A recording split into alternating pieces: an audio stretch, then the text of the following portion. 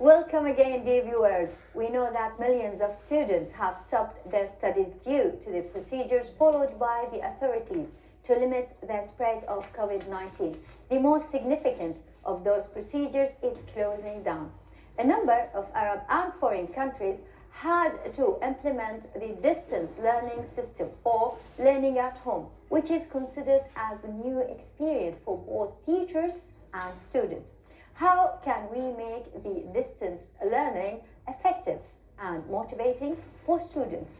We will know all about that with our guest here in the studio, Dr. Ahmad Al-Hunaiyyan, Dean College of Business Studies, Associate Professor in Computer Information Systems.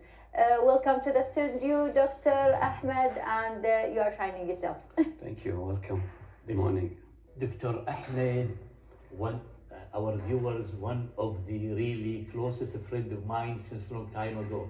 He is an excellent person, not because he is sitting now, but he is well known of his achievement, really the goals, especially in this type of field, which is the e-learning. So, good morning, dear Ahmed. Good morning. Good morning, our brother.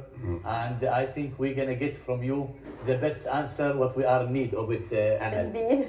So the first question really is very important to show the viewers we are going now, especially these days, a new phrase, what they call it, e-learning. And the Ministry of Education really is going to try to approach these things and give it to the people that are in need, especially the private school.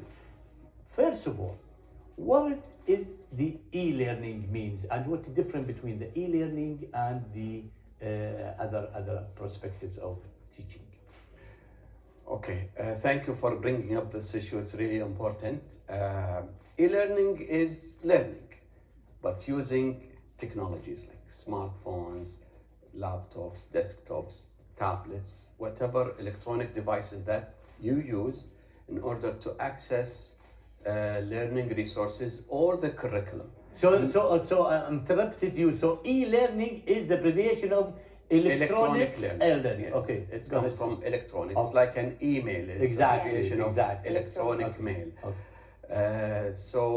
And probably you wanted to say what's the difference between e-learning and distance learning. Exactly. So e-learning, using technologies to access learning resources, to interact with these resources in class or out of the class. Okay.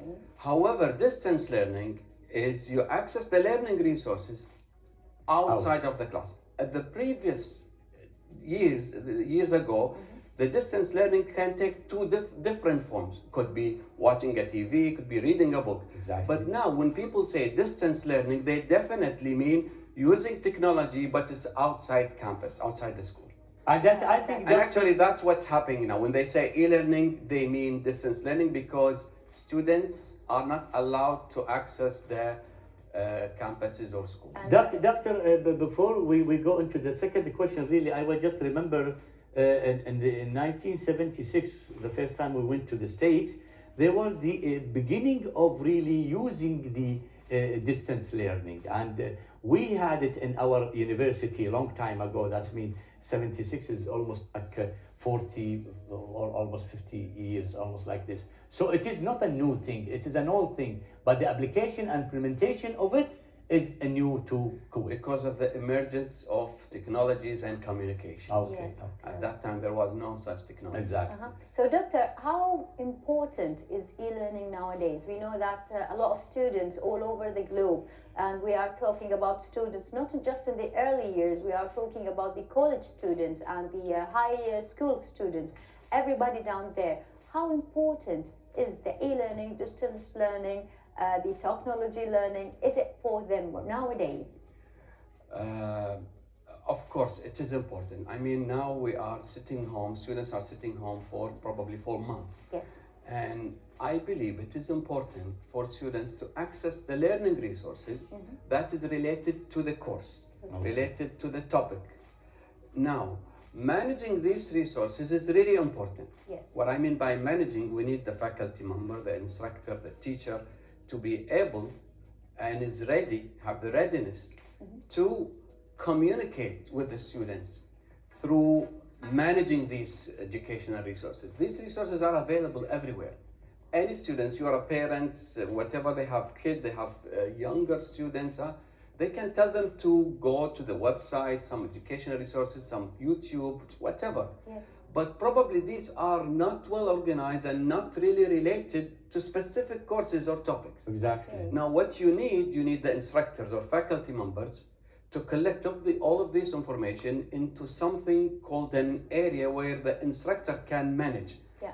That's what is called learning management system, which is Exactly. actually, it's a portal or a Yes. platform Yes. where the instructor can communicate with the students. Let's say I have 30 students in my class. So everybody will log in, the instructor logs in and upload the files, whether exercises, whether videos, and the students, when they log in, they see everything. They can meet at a certain time, let's say 10 o'clock, everybody logs in. This is what's called synchronous, which Yes. is Okay, doctor, that's mean we are like we're making a group of students with the instructor in one area. They can communicate with the other and can transfer the information and all these things. By the way, we are gonna see now a little report, a little film on e-learning, and you can see it, and then we'll come back to continue our discussing with you, sir. Let's see this report, please. Distance